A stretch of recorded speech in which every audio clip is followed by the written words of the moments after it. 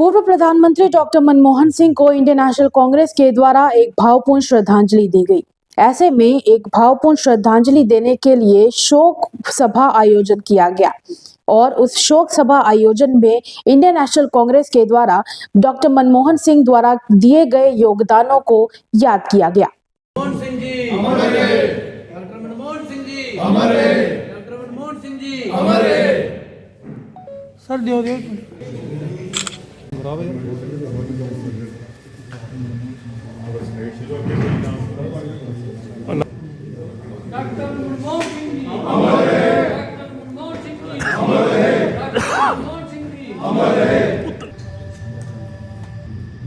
Singh ji, prime minister Manmohan Singh ji, prime minister Manmohan Singh ji.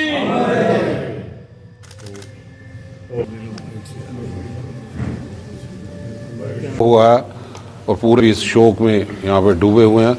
आज doctor Manmohan Singh ji को श्रद्धा के सुमन अर्पित करने के लिए यहाँ पे कार्यक्रम रखा गया। जो उनका रोल यहाँ पे रहा, 13वें प्राइम मिनिस्टर थे, 10 साल उन्होंने प्रधानमंत्री के तौर पे यहाँ पे काम किया। एकेडमिशियन थे, एजुकेशनिस्ट थे और मैं समझता हूँ इकनॉमी के वो आर्किटेक्ट का रोल भी अदा किया। रिजर्व बैंक के गवर्नर का रोल अदा किया, फाइनेंस डिपार्टमेंट को संभाला।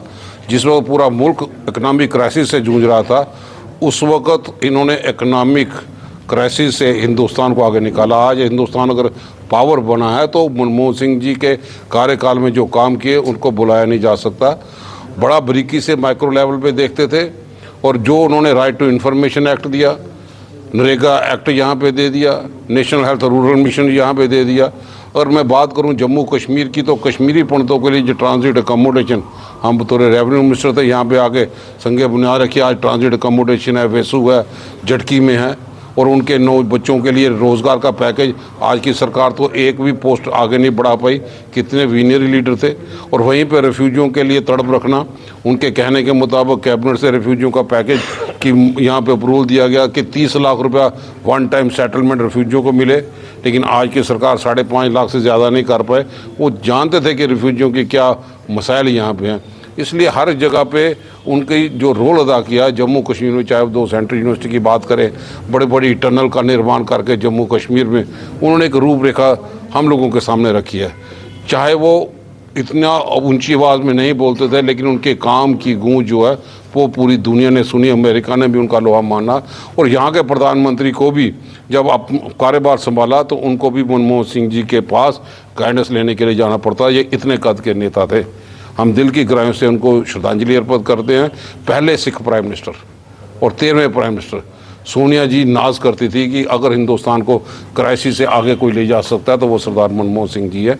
हम दिल की गहराइयों से उनको श्रद्धा के सुमन अर्पित करते हैं। आर्थिक दिशा बहुत खराब थी, तब डॉक्टर मनमोहन सिंह जी को वित्त मंत्री बनाया गया और उन्होंने मुल्क की आर्थिक दशा को सुधारने की कोशिश की और आहिस्ता आहिस्ता मुल्क को तरक्की की ओर ले जाने की कोशिश की। जब उनको प्राइम मिनिस्टर बनने का मौका मिला तो इतना फाइनेंशियल फ्लो इस मुल्क में आया, लोगों की गवर्नमेंट मुलाजमों की तनख्वाहें बढ़ी, पेंशनर जो थे उनकी पेंशनें बढ़ाई गई, कारोबारी लोग जो थे उनका कारोबार बढ़ा और मुल्क में बड़े बड़े नेशनल हाईवे, रेल लाइनें, हवाई अड्डे, कारखाने, काफ़ी ज़्यादा बढ़ावा मिला और रोज़गार लोगों को मिला।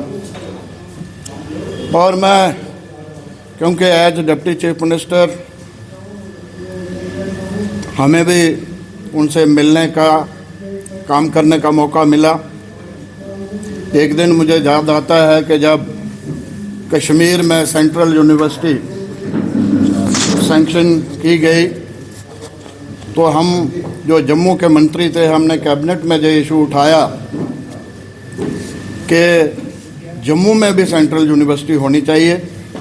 उसको लेके 4 लोगों का वफद, जिसमें डॉक्टर फारूक अब्दुल्ला साहब, जिसमें सैफुद्दीन सोए साहब, चीफ मिनिस्टर साहब और मुझे मौका मिला। हम 4 लोग प्राइम मिनिस्टर साहब को मिलने गए और मुझे याद है जब उन्होंने फ़ारूक साहब को कहा कि फ़ारूक साहब आपको सेंट्रल यूनिवर्सिटी भी दी है, IIM भी दिया है।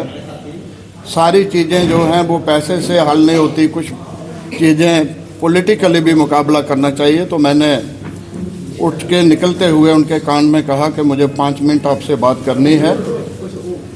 तो शाम को 8 बजे उन्होंने मुझे मैसेज करके बुलाया और पूछा कि आप क्या कहना चाहते थे। तो मैंने कहा था कि हमारी कांग्रेस का बेस जम्मू में है। ये सब होने से जम्मू के लोगों में काफ़ी गुस्सा है। तो उन्होंने कहा कल गुलाम नबी को बोलना कि सुबह वो कैबिनेट की मीटिंग है हमारी, उसमें जो इशू मेंशन करेंगे तो हम यूनिवर्सिटी का मसला हल करेंगे। तो दूसरे दिन जब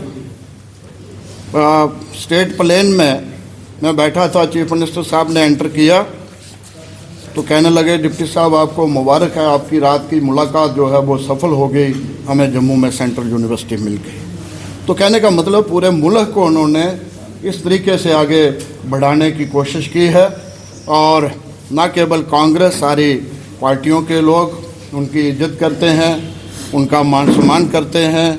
जहाँ तक कि अमेरिका के उस वक़्त के राष्ट्रपति जी का बयान था कि जब मनमोहन सिंह जी कहीं भाषण करते हैं तो मैं बड़े गौर से टीवी में उनका भाषण सुनता हूँ, बहुत कुछ सीखने को उनसे मिलता है।